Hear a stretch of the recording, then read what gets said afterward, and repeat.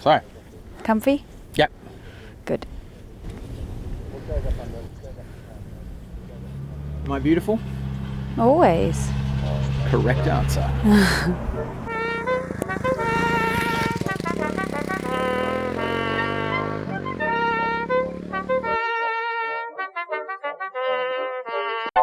Not very good at it. You can do it.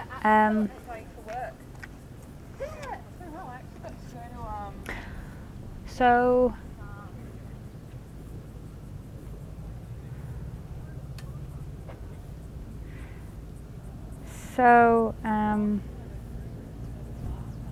no, I can't do it. You start. All right, welcome back. Welcome back. We wanted to give an introduction to the new bike and talk about the path that we've gone down to go, because I'm not very monogamous when it comes to motorcycles, so I've been through a fair few.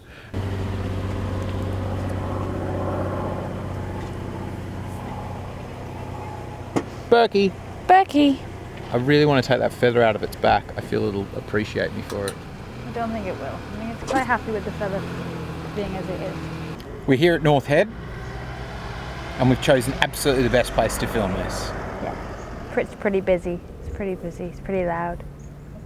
But this is meaningful because we wanted to come back here because this is the first motorcycle where we went to on our first motorcycle trips when you came to Australia. Our first date in Australia. And it was a success. Honda Shadow North Head, hot tip, lads. But I've got a new bike, and Liz was having this nightmare of a time editing. But sort of going, you keep changing bike, and we've got to explain why you're not on that one anymore, and then we'd barely even gotten to that one, and you got to do a new one. So we thought before that all of that confusion starts, we better do a rundown of the bikes to date. Yeah. So what was the first bike? First bike I owned was a Royal Enfield Bullet 350cc. Royal Enfield. That's right, yeah. And I came to know their reliability quite intimately. No, this Himalayan is very vastly different from that. That was a 350cc. I was living in India. I was backpacking originally around India, and then just bought a bike and did top to bottom of India, did sort of most of the west coast of India. So what was the Bullet like?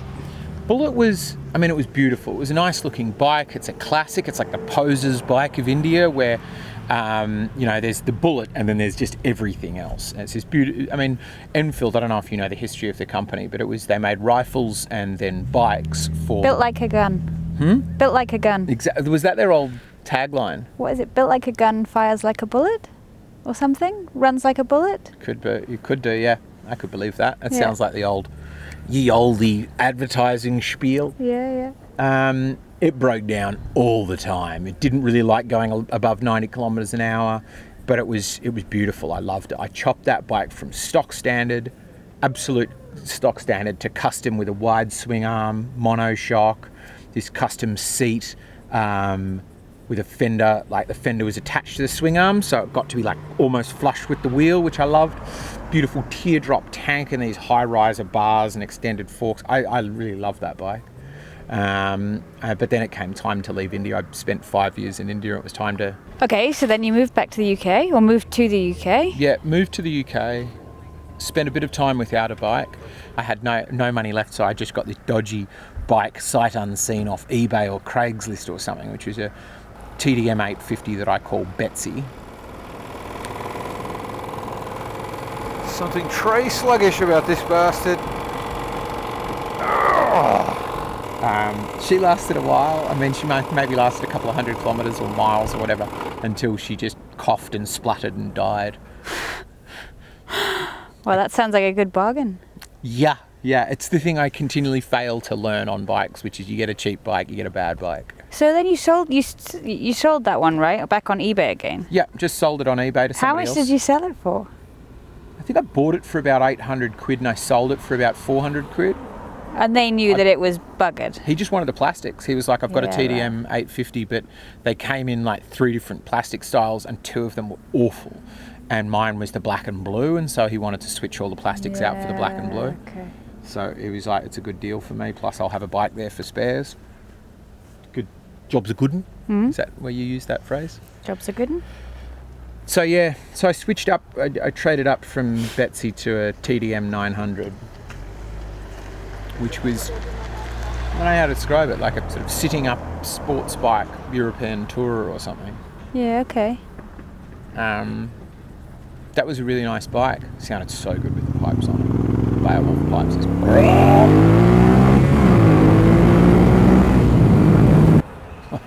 And how long did you have that one? Had that one a good while. I had that one about 2 years, I think. Yeah, right. 2 and a bit years maybe.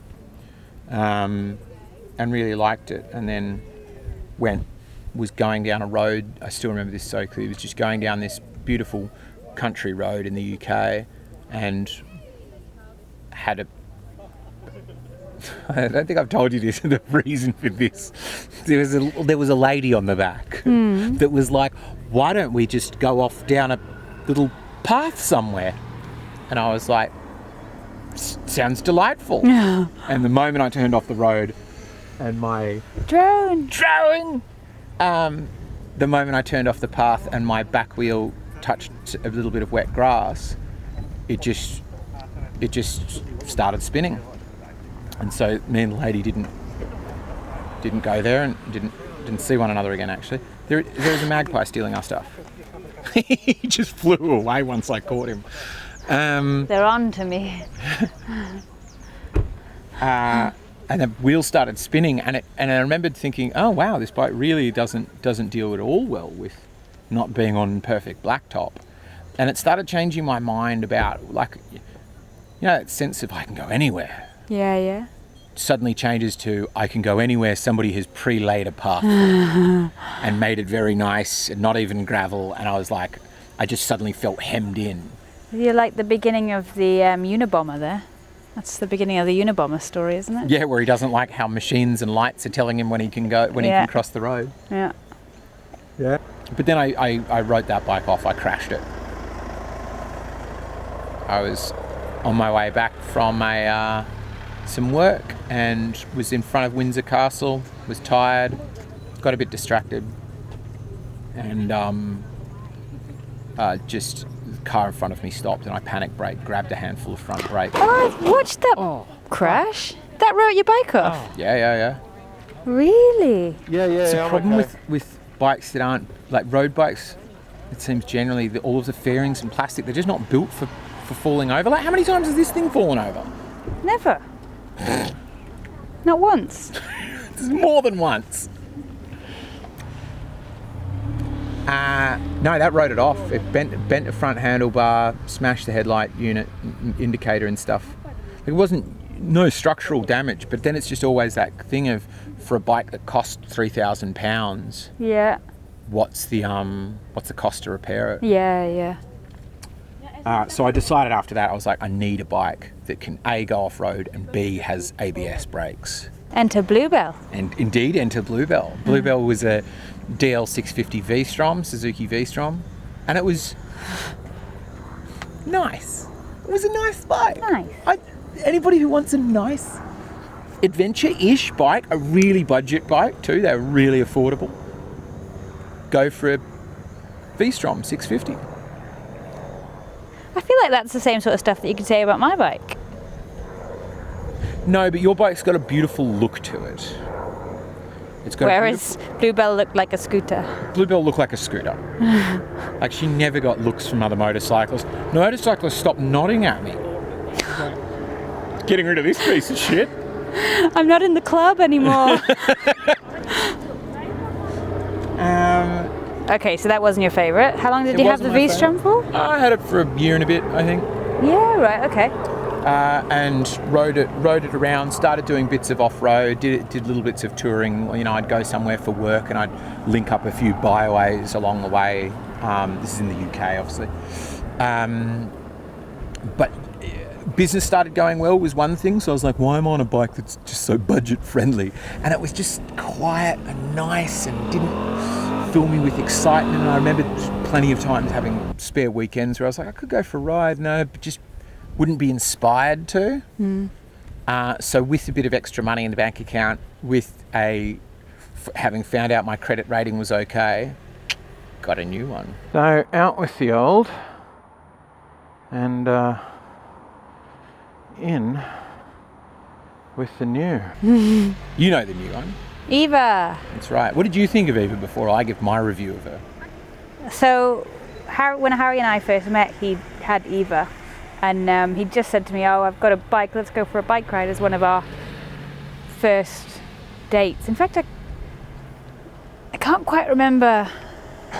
I think we just went for a ride on some cold day, and I'd been expecting when he talked about a bike that it'd be some, boy's bike that you'd lean over, and then you've got that teeny little seat for a girl on the back. I don't know why I thought that'd be a bike you would have, but I remember being like, "Oh wow, this is a bike and a half." Yeah, it's huge. It's such an imposing machine. Yeah, it's a BMW GS 1200. Yep.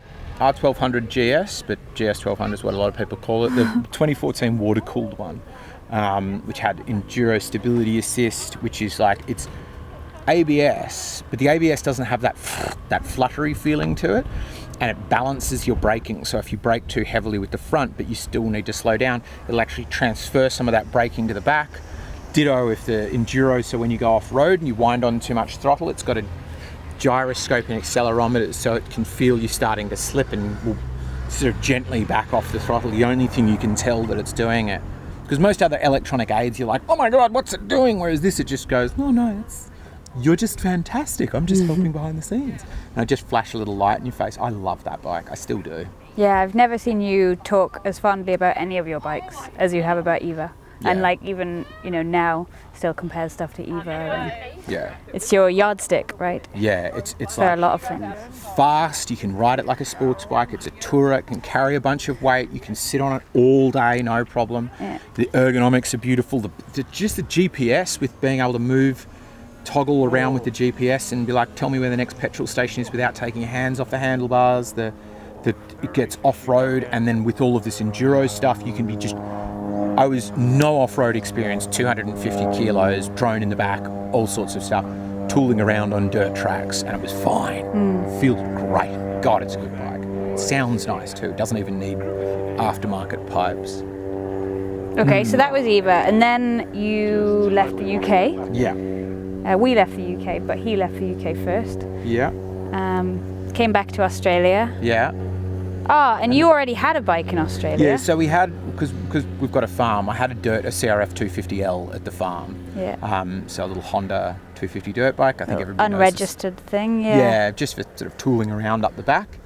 But then got to Sydney and wanted a road bike to do sort of trips to the farm and back, and somewhat hurriedly bought a Honda Shadow off a friend she's 5'0", I think, or 5'1". She's like, "I got a bike you can buy," and I was like, and nothing about me computed, "Harry, you don't like road bikes, you've grown out of choppers, and you've grown out of whatever she can fit on is not going to be good for you." So Honda Shadow, it was a lovely bike. Betty. Yeah, Betty. So she's been in a couple of our videos already. See, we had the issue with the clutch slipping. Slipping. Possibly because it was like a loaded bike with two of us on a very hot day. Yeah. And then, of course, in the last episode, we saw that she broke down. What was that in the end, that issue? Fuel filter. So I think just bad fuel, got the injector or something clogged up. The seat got ripped, got chewed up. Yeah, we didn't put this in the video, but so after we brought the bike back to the farm, left it out overnight, came back in the morning, and something had come and had a bit of a nibble on it. So the whole seat, all the upholstery was just wrecked. So which just piled on all of the sort of problems that we'd been having. And then that stayed at the farm for months, and actually you've just sold it. Last weekend.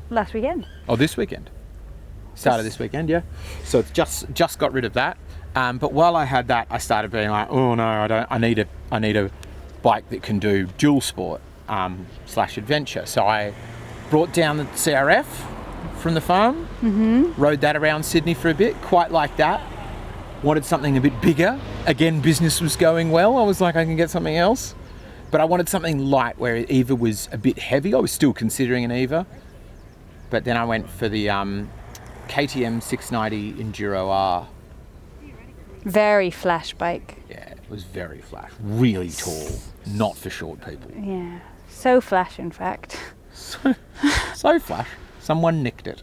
Yeah. So it was parked out in front of the apartment before I'd properly insured it comprehensively. And somebody came and relieved me of it. Yeah. You'd had it about 2 weeks, I think. Yep.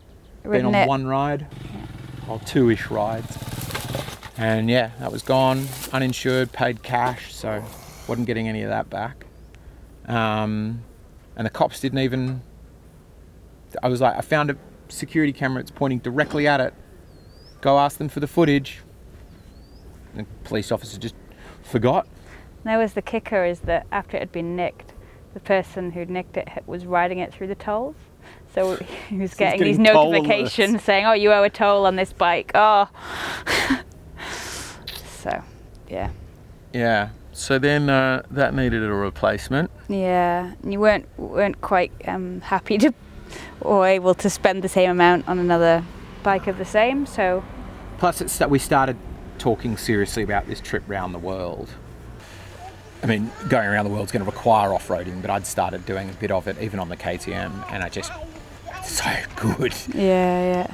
So then I needed another dual sport, but had no money, or didn't want to waste more money on another bike that I thought people might nick, because I just really wanted to replace it with another KTM 690. Yeah. But then I would have to pay for parking and comprehensive insurance, So I got the SWM RS 650, which is a copy of the Husqvarna. It's the sort of SWM, we called it Okawa, Yeah. after we met the guy from the Happy Science. Seen in episodes 1 and 2. Yeah. And then never again. Oh, no, it's coming back. It's coming back. It's coming back. Right? Yeah, at some point. Yeah. Yeah. So that cost us, then we went to go to a second trip to the farm, and that was broken because the guy had sold it to me, I think, after having an accident on it that he didn't tell me about. Is that right?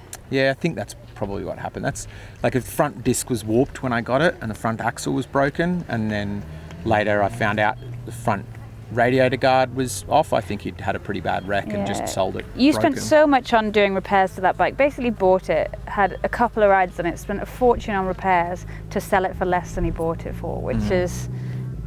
I just didn't want to rip off the person I was selling it to. Yeah. I just didn't want what happened to me to happen to them. Yeah. So ended up selling that because I wanted to get the new bike. You know, I wanted something that was absolutely bulletproof, but also something I could crash a bit because I'm still getting used to the off-roading. Yeah.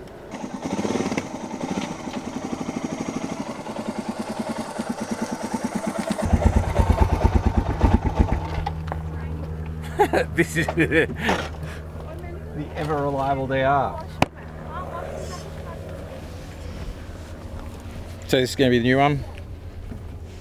What do we say about the DR? It is ugly. That's the main thing.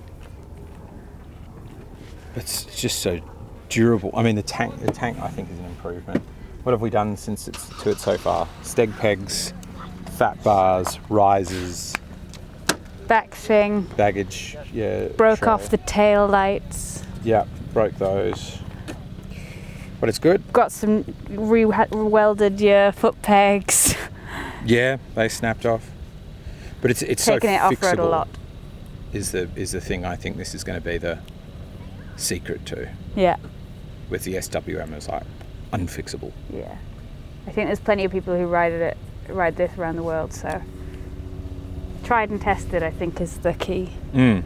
And nobody wants to nick it because Because what? Why does nobody want to nick it? Because they respect the owners of them. Is that that's correct? Absolutely correct. Yeah. All right. So what's the next video going to be? What's the upcoming episode? Next week. Next week is leaving the farm, and you're leaving Sydney to go and do a long weekend off-roading. Mm-hmm. And then basically the next 2 months worth of uploads are all off-roading. Awesome. With the same bike. No more changing. So no more explanations needed. Yeah, done. All right. Good. Sorted. Oh, do you need to tell people to do the cringy like and subscribe shit? No, I can't do it. I can't do it. I can't bring myself to do it. I can't do it.